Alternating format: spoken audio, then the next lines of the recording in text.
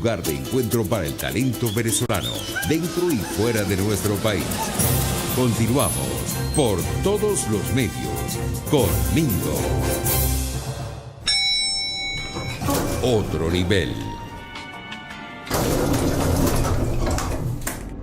Otro nivel, nuestro segmento de entrevista, y vamos sin más bla bla bla a entrar en materia porque siempre nos quedamos cortos cuando hablamos con nuestro ilustre y querido y admirado Eric del Búfalo. El profesor Eric del Búfalo está con nosotros. Un gran abrazo, Eric. ¿Cómo estás? ¿Cómo te va? Un saludo de parte de todo el equipo del programa y de Radio Caracas Radio. ¿Cómo te ha ido?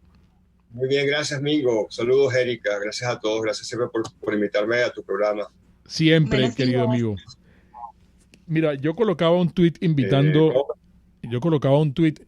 al programa contigo, a esta entrevista, con una interrogante. La crisis política es producto de un proceso filosófico. Algunas personas me contactaron para ver por qué se hacía esa interrogante. Yo les estaba mencionando aquí a los muchachos recientemente un escrito de Monseñor Mario Moronta, porque realmente hay como una corriente de opinión de algunas personas que están hablando de refundar la nación. En este caso, Mario Moronta nos invita a que busquemos y que nos detengamos en el Papa Francisco, en el Fratelli Tutti, donde se habla de la mejor política. Y entonces, como evidentemente, y tú eres un experto en este tema, no es que te esté comprometiendo para que hablemos de la filosofía antigua y caigamos en la filosofía moderna, pero los partidos políticos no escapan, evidentemente, de ese tránsito y de en dónde estamos llegando hoy en día, donde los partidos políticos, en el caso venezolano, no representan a las personas, a los ciudadanos, a los venezolanos que vivimos aquí en Venezuela y los que están fuera, que tampoco se sienten representados, pero ellos sí, dueños y señores, negocian por lo que es todavía Venezuela. Bueno, te confieso que a mí también la pregunta me dejó un poco desconcertado, ¿no? Me quedé pensando anoche, ¿qué habrá querido decir Mingo? Y para nada después de la pregunta, sino la tomé en serio. Y yo pienso que sí. Y ahorita que tú mencionas a Fratelli Tutti de Papa Francisco, o sea, tiene más sentido. Claro. Y podemos ver, hay una degradación. Yo creo que es, más que un proceso filosófico, es un proceso de degradación de las ideas, ¿no?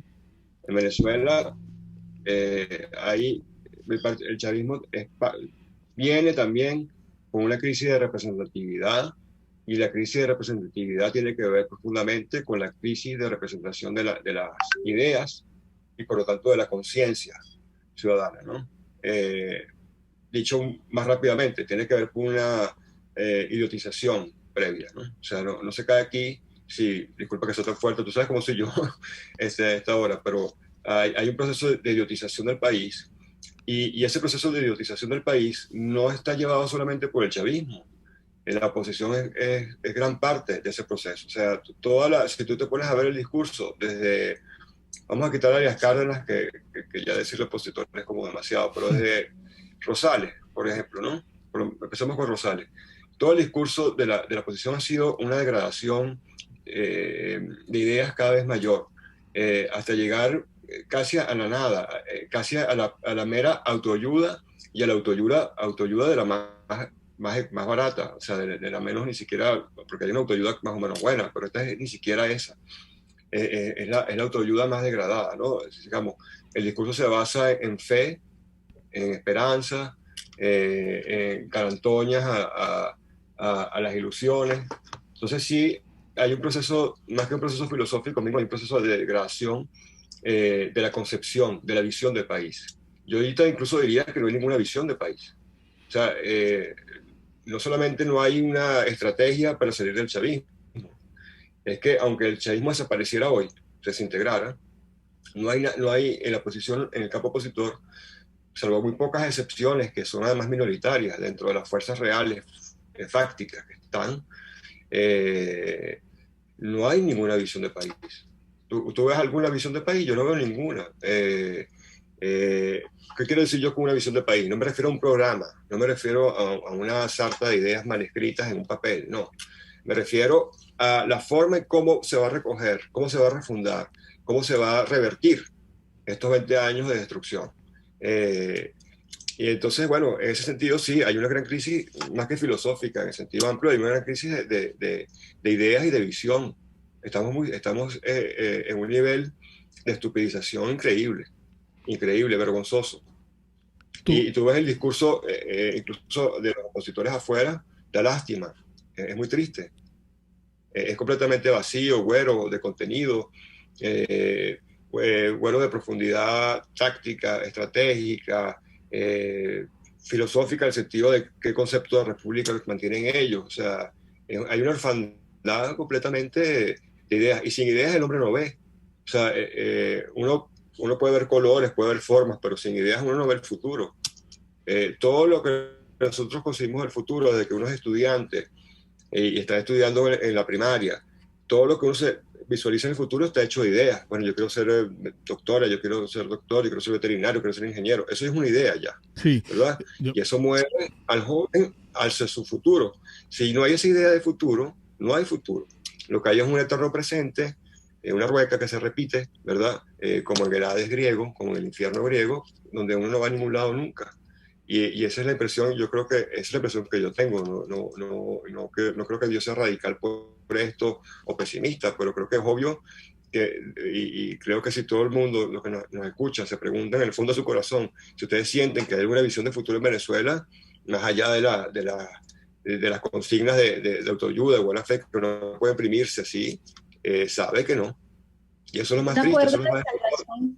Hay un acuerdo de salvación nacional con el que Juan Guaidó está recorriendo todo el país, profesor del Búfalo. Sí, pero... ¿Cómo lo califica?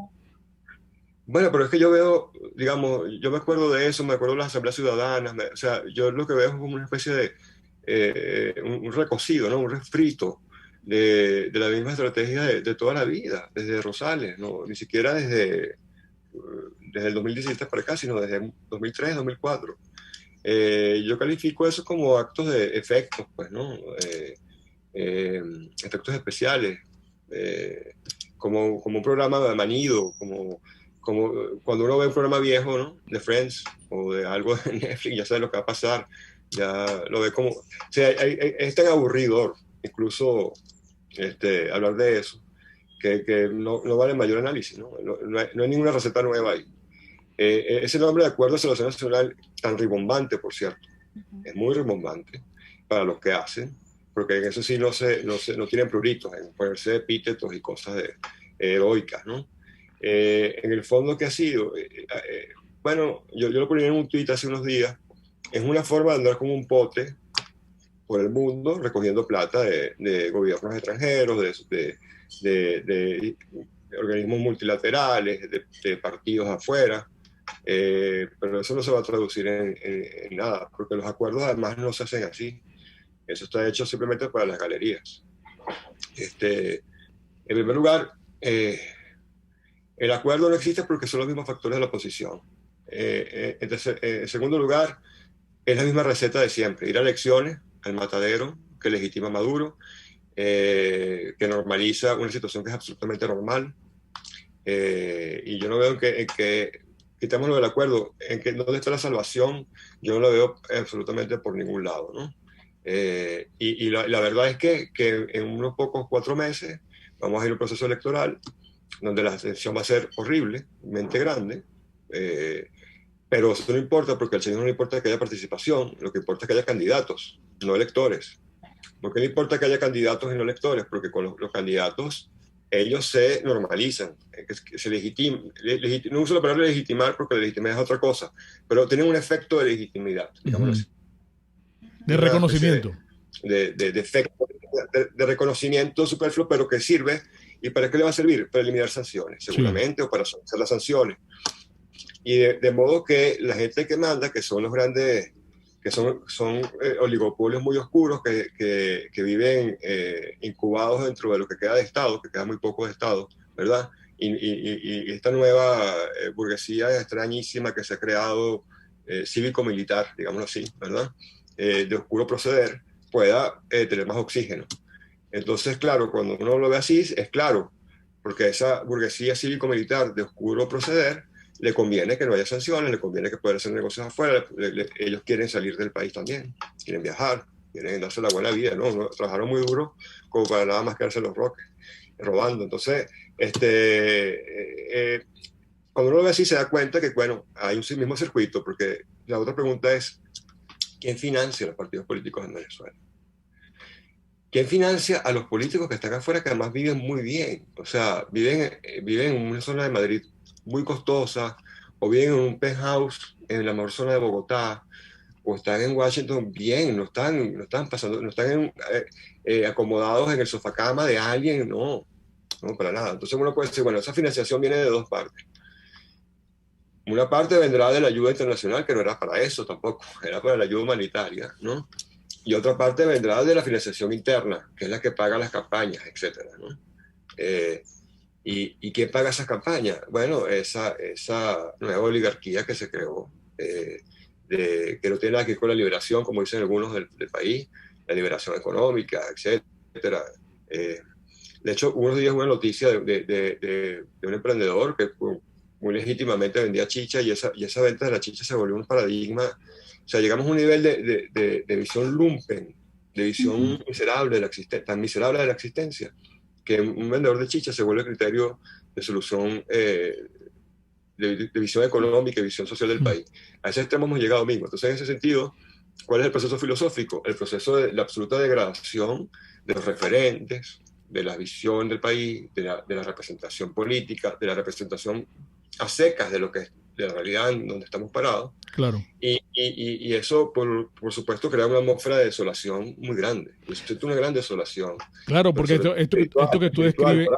esto que tú describes de manera tan cruda es algo sumamente grave lo que nos ocurre, porque no hay empatía con lo político en Venezuela. Nosotros conversábamos ayer con la gente de Meganálisis, de un reciente estudio, y yo veía, con relación a esto que mencionaba Erika, del Acuerdo de Salvación Nacional de Guaidó, y tú lees los papeles que hay allí y no convence a la mayoría de los venezolanos. No compran esa iniciativa. De hecho, hablaba él también de la figura de Guaidó, de cómo se desvaneció.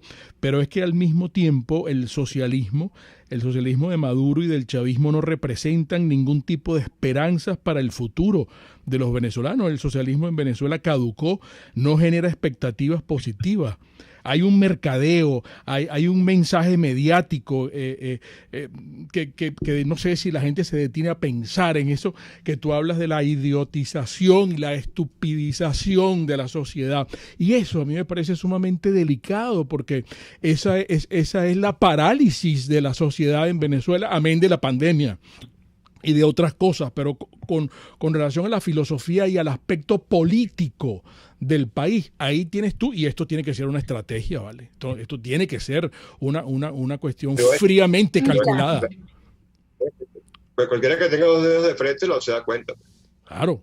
Cualquiera que tú has dicho una cosa importante, la empatía. Una persona decente, ¿cómo puede tener empatía con unos charlatanes, en el mejor de los casos, o con unos farsantes y estafadores en el peor? Está bien que lo tenga, o sea, si la gente tuviera empatía, si tuviéramos esas manifestaciones de afecto delirante y ciego e histérico que había en el 2015, yo estaría muy asustado, sería más preocupante. Y esto parece una paradoja, amigo, pero se lo decía también a otras personas hace como un mes. El hecho que estamos en un estado de escepticismo es una buena alarma, es un buen signo, porque está diciendo que nos estamos separando de ese proceso de idiotización política que lleva a la oposición. No me refiero a que ya llevó el chavismo, ¿no? Que ya está, sino al paralelo que lleva a la oposición. Entonces, que no haya empatía, a mí me parece muy bien. Imagínate que uno tuviera empatía con la persona que te vendió un carro dañado, o que te ha estafado ya miles de veces. O sea, no, hay que tener empatía. Y ese proceso de separación emocional, ¿no? de distanciamiento emocional con esas clases políticas completamente, para ser benévolos, mediocres, ¿verdad? Está muy bien. Ahí hay unos pequeños signos de inteligencia, que despiertan, inteligencia social me refiero, y la gente no se va a dejar embaucar. Pero te repito, Mingo, lo que importa al sistema no es que haya empatía o no, no le importa al elector, no le importa al ciudadano. Lo que le importa es que hayan estos muñecos, pues, estos muñecos de torta que se presten a ser de fuerzas democráticas, ¿no? Ellos se llaman además las fuerzas democráticas, salvadoras. O sea, tienen unos nombres, pero sin ninguna modestia, ¿no? Entonces, eso es lo que importa, porque hay el juego, pues, ¿no? El juego de apariencias, el juego de apariencias para mostrarle a la comunidad internacional que hay un proceso de democratización en Venezuela. Porque después que tú vayas a la elección, ¿cómo tú vas a decir que Maduro es pues lo mismo de siempre, que esto es una tiranía, tal? Entonces, a Estados Unidos no le va a quedar más remedio, y vemos a gente como Borrell, por ejemplo, ¿no? Y haciendo todo el lobby para que una vez que haya elecciones mermen las sanciones. Eso es lo que va a pasar probablemente. Es decir, vendrá la elección, habrá una gran abstención, evidentemente, porque esta gente no hay empatía, o sea, y eso yo lo celebro, que no hay empatía. Me estaría muy preocupado, insisto, que hubiese mucha empatía, porque estaríamos... Claro, lo que necesitamos necesitamos empatía es con otra gente.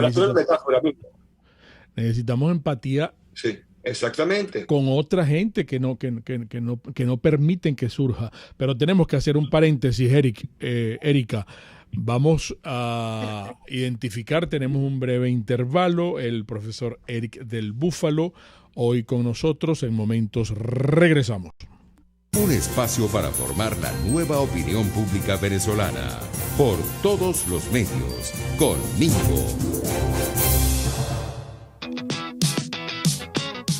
Comercializadora Prada, cuando decimos todo en quesos y embutidos con la mejor relación precio-sabor, es porque yo quiero además que lo comprueben ustedes. Esto no es un simple eslogan, esto no es un lema. Y ustedes disfrutan el queso telita, hay el queso paisa, usted puede mandarlo a rebanar de una vez, o si lo prefiere entero, el queso palmito, el queso guayanés de Upata, la mozzarella, que tiene mucho más económica y qué calidad, ni siquiera, bueno, qué decir del queso palmizulia y el queso Santa Bárbara, que son de los favoritos míos. Además, el jamón Selva Negra, el jamón serrano, el jamón de pavo, el jamón arepero, el jamón ahumado. Pidan el jamón ahumado. Hay un jamón de pavo ahumado que es exquisito realmente. Comercializadora Prada, van a centralizar esa compra aquí en este número 0424-120-3562. Pueden llamar de nuestra parte a Wilfredo y a Lucrecia, también 0212-715-3020 de Comercializadora Prada. Todo en quesos y embutidos con la mejor relación precio-sabor. Importantísimo en esta época contar con un laboratorio como The Lab Biodiagnóstica, que es un laboratorio de amigos, es un laboratorio de panas. Perfil COVID.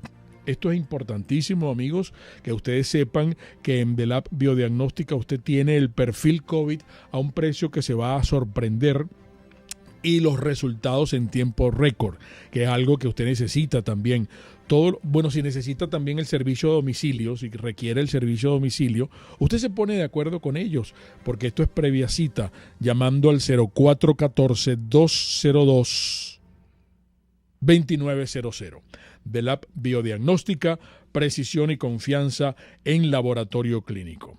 Ayer hablaba con mis amigos de Chef Male, de todo el equipo que trabaja con Chef Male, que es un equipo maravilloso, además es un equipo con una entrega y con una pasión y con un conocimiento que desborda, y ustedes lo sienten a través de @chefmale en su Instagram, porque el sábado fue el 16º taller Sourdough Cake, postres fermentados con levain. Bueno, todo keto, todo low carb, todo gluten free. Ahora, ¿qué está haciendo Male después de enseñarnos a preparar todas las recetas que dictó en el 16º taller? Pues está desglosando ahora receta por receta, paso a paso, y uno la vuelve a hacer y le queda de verdad maravillosa, como Male lo expone en su Instagram, que es @chefmale, horneando amor y salud en un solo clic. Bueno, ustedes se acuerdan, yo no sé cuál era el programa ese que tenía aquel aquella canción, el niño va ganando, la niña va perdiendo, el niño va ganando. Aquí tienen ustedes, amigos, produzca con ese de seguridad. Esto para las muchachas y esto para los varones. Estoy hablando de protección a la cabeza, amigos, porque Produzca desde hace más de 40 años nos ha enseñado lo importante que es el nivel de riesgo en el área de trabajo. Y entonces ellos nos ofrecen todos los productos, todos los artículos que necesitamos para tener protección, en este caso a la cabeza, con este tipo de cascos, pero además los adminículos que usted le puede colocar al casco. Eso convérselo con nuestros amigos de Produzca en su Instagram, @produzca.ve. Cualquier cotización, www.produzca.com. Produzca es seguridad en tu empresa, de los pies a la cabeza. Puedes seguirnos en nuestras redes sociales. En Twitter, @RCR750, la radio que se ve. RCR 750 AM. Porque lo bueno une. Un periodista espontáneo, frontal, observador, inconforme, con mucho que decir y escuchar. Regresamos por todos los medios con Mingo. Y con el profe Eric del Búfalo, la mayoría de las inquietudes que veo también aquí en Mingo Blanco TV en Instagram, pero que el profesor Eric del Búfalo sepa que en materia empática necesitamos un cambio político, que necesitamos estar identificados, que necesitamos un nuevo liderazgo, que necesitamos un nuevo discurso, y cómo se logra eso. Y Erika seguramente también. Sí, dime. Sí, Mingo, por aquí tenemos otra pregunta de Nelson Peña para el profesor del Búfalo. Esos manuales hechos en la en Rusia, depurados en Cuba y bien aplicados aquí en Venezuela, debe tener un antídoto que no sea la explosión social. ¿Es que acaso el ser humano oculto no ha podido inventar una solución? Te escuchamos, Eric. No, sí la hay, pero o sea, cuando llega un momento de avance es muy difícil revertirlo. Y es casi la enfermedad la que termina de matar el sistema. Vemos casos, pues, en la Unión Soviética tardó 7 décadas. Cuba ya va para la 7 también. O sea, llega un momento que es muy difícil. O sea, por eso que yo responsabilizo tanto a la oposición, porque cuando había la posibilidad de hacerlo, estamos teniendo problemas con el al audio. principio de la enfermedad, digamos así, ¿verdad? Se vendieron. ¿No me estás escuchando? Hubo algunos bajos. Se vendieron el sistema, pues, ¿no? Sí, tenemos problemas. ¿Me escuchan ahora? Ahora se escucha mejor. Es que tuvimos algunas interrupciones en el audio que generas desde allá. ¿Ahora? Sí, es el profesor Eric del Búfalo. Espero que se me escuche bien. Sí, no sé si Catherine a lo mejor intenta llamarte por teléfono porque hemos tenido algunos problemitas ahorita en en el regreso después de la pauta de publicidad. Ahora te escuchamos. Puedes probar el micrófono, Eric. Ok, bueno. En tu equipo. Sí, ¿me escuchan bien ahora? Sí, adelante. Sí, ¿me escuchan bien ahora? Sí, adelante, te escuchamos. Perfecto. No, decía que cuando estos regímenes, como preguntaba, es difícil revertirlo.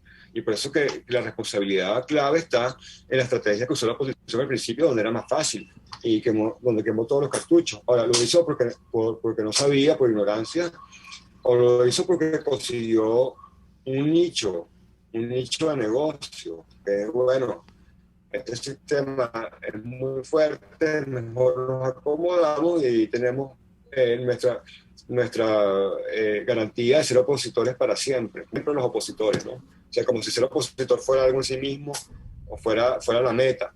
¿Ok? ¿Y por qué? Porque ahí es donde reciben pasan la raqueta, pasan de la financiación, hacen su vida política, tienen su nicho de negocio, tienen su nicho político. Y ponte a ver, se lo pregunto a ustedes, ¿tú crees que alguna de esas personas en una situación, en una democracia normal, en una situación de prosperidad, de civilidad, tuvieran alguna posibilidad de llegar al poder. Jamás. Esa posición está ahí simplemente porque no es el chavismo. Y ese simplemente que no es el chavismo recoge, acomodaron a explotar su nicho, que es el nicho de negocio, que es ser opositor en Venezuela. Eso hay que estar claro, amigo, y te lo digo así descarnadamente, y pido a tus escuchas que analicen eso. ¿Por qué están tan cómodos ahí después de 20 años? Porque son los mismos.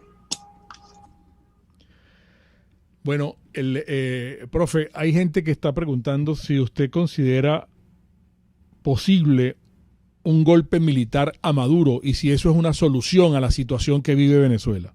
Esto es una pregunta delicada. Es una pregunta muy delicada. Bueno, lo que puedo responder es que este sistema es, en primer lugar, militar.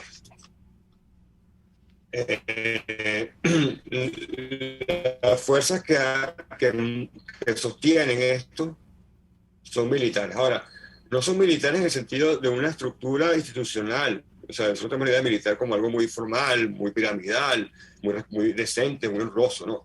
Es militar en sentido afgano. Es decir, es de una fuerza militar ya descompuesta, donde hay muchos caudillos, muchas fuerzas. De hecho, Chávez, después del 2002, garantizó que las Fuerzas Armadas no fueron una estructura orgánica, sino simplemente para mantenerse el poder. Entonces, son fuerzas militares en el sentido que son fuerzas armadas, que tienen armas, pues, y que tienen estructuras de poder. Pero yo por ahí no sería muy optimista en este momento. Ahora, el sistema no solamente depende de los militares, y un poco estos sistemas a veces caen como cayó el edificio de Miami, ¿no? O sea, hay el famoso edificio que se derrumbó. Tiene muchas filtraciones que uno no está viendo. Y en un momento, esas filtraciones crean un punto crítico y el sistema se derrumba, ¿no? Así fue en Europa Oriental, así fue en la Unión Soviética, así fue en muchos otros sistemas que no son, que son distintos, ¿no? Pero que tienen mucho poder militar. Yo lo que veo es que hay también mucha podredumbre en la estructura misma del aparato chavista. Y lo que vimos con las elecciones internas de ellos fue muy esclarecedor. Ellos saben además que el chavismo aplicaba el chavismo, ¿no? El chavismo se aplicó el propio chavismo a los chavistas. Eso también va creando grietas. Y entonces, bueno, eso también es una posibilidad, pero eso es una posibilidad que se nos escapa un poco al análisis, porque es un imponderable. Pero uno sabe que eso está ahí. Sí. Ahora, disculpa que haya respondido la pregunta un poco complicada, pero es que la pregunta tan directamente no se puede responder tampoco así. Es complicado. Yo quería simplemente agregar así como una especie de ejemplo. Profesor, usted decía que la Unión Soviética, bueno, implosionó y desapareció, pero después aparecen un Putin y un Lukashenko que logran relegitimarse a través de unas elecciones en donde nunca pierden, y es lo que vemos que está como que ocurriendo también en Nicaragua, donde un Ortega está persiguiendo a todos los opositores o todos los precandidatos de manera de ser es la única figura y seguir en el poder. Entonces, si bien el modelo pareciera que se desploma, después lo logran a través de la vía electoral. Eso es parte de lo que también hemos visto acá. Llevamos 22 años con un régimen que ha logrado ir elección tras elección. Bueno, claro, lo de Putin es muy distinto a la Unión Soviética, pero eso ya es para otro tema. Lo que sí quiero dejar claro antes que se acabe el programa es que estamos en un contexto internacional que es muy laxo ante las atrapillas de izquierda. O sea, deja pasar. El contexto internacional no ayuda para nada. Para nada ayuda. O sea, lo que pasa en Nicaragua hubiera sido impensable hace dos o tres décadas atrás. O sea, ya hubiese sido un país intervenido. Entonces hay un contexto de mucha laxitud moral y política en estos sistemas, y un poco la idea de que hay una comunidad internacional que vigilase por la democracia ya no existe. Cada vez se dibuja más, ¿no? Lo que hay es una especie de grupos de lobbies de intereses, donde se hay dinero Eso es lo que importa, ¿no? Borrell, por ejemplo. Es decir, lo que le importa a Borrell es mantener sus negocios con Cuba, hacer que los españoles que tienen negocios con Cuba, o con otras cosas, incluso peor, mantengan sus cosas, mantener la influencia en Nicaragua, mantener la influencia geopolítica en Venezuela, pero la democracia como tal ya no está en la agenda. La agenda ahorita global, y eso ya es un tema muy largo, no nos va a dar tiempo en el minuto que nos queda de desarrollar, pero dicho brevemente, la geopolítica mundial ya no es la de hace 30, 40 años. Estamos en un ambiente muy hostil para las fuerzas democráticas. O sea, donde los Ortega y los Maduros son cada vez más impunes y son más fáciles de lavarle la cara, ¿no? Lavarle las manos llenas de sangre. Y ya esa para es la realidad también, y eso también cuenta, eso también juega. Eso también hace que sea muy difícil. Ya para terminar, profe, a Maduro le sigue funcionando el acuñar términos como democracia burguesa, porque ayer decía y enfatizaba, nosotros no estamos jugando a la democracia burguesa, un poco refiriéndose a los propios candidatos de ellos del PSV que en primaria hicieron algunos chanchullos y se evidenció, y entonces hablaba de que van a firmar un contrato notariado. Eso le sigue funcionando. Creo que perdimos el audio del... Eso no le funciona como tal, pero eso es una manera de legitimar la dictadura. Claro. Es una manera de legitimar el hecho de que no respetaron los resultados. Entonces, claro, como los resultados no les convenía, entonces apelan a la idea de vanguardia leninista, de que ellos, obrando por un bien mayor, que es el pueblo, acallan esas voces y entonces la acusan de democracia burguesa. Entonces usan la democracia burguesa cuando les conviene y usan la mano dura socialista cuando les conviene también. Claro, pero hay que desmontar, habría que seguir desmontando ese gran engaño de haber pasado de la democracia representativa a la democracia participativa de Chávez, pues, ¿no? Que es lo que ellos dicen que tenemos todavía. Es un desastre, pero se nos agotó el tiempo. Profe. Claro, pero es que adelante, lo escuchamos. Gracias. Sí, gracias a todos. Gracias, Erika. Siempre, aunque mi discurso pareció un poco pesimista, saquemos de ese pesimismo sabiduría. Es lo que yo quisiera dejar aquí. Distanciación. O sea, para justamente no caer por idiota en el mismo juego de siempre. Excelente, el profe Eric del Búfalo. Gracias, Erika. Un beso grande, cariños a todos por allá. Amigos, las interpretaciones finales de todo lo conversado hoy acá, como siempre, de ustedes. Y recuerden, el comunismo te quiebra las rodillas para que tengas que darle las gracias por las muletas. Hasta mañana. RCR presentó Por Todos los Medios con Mingo.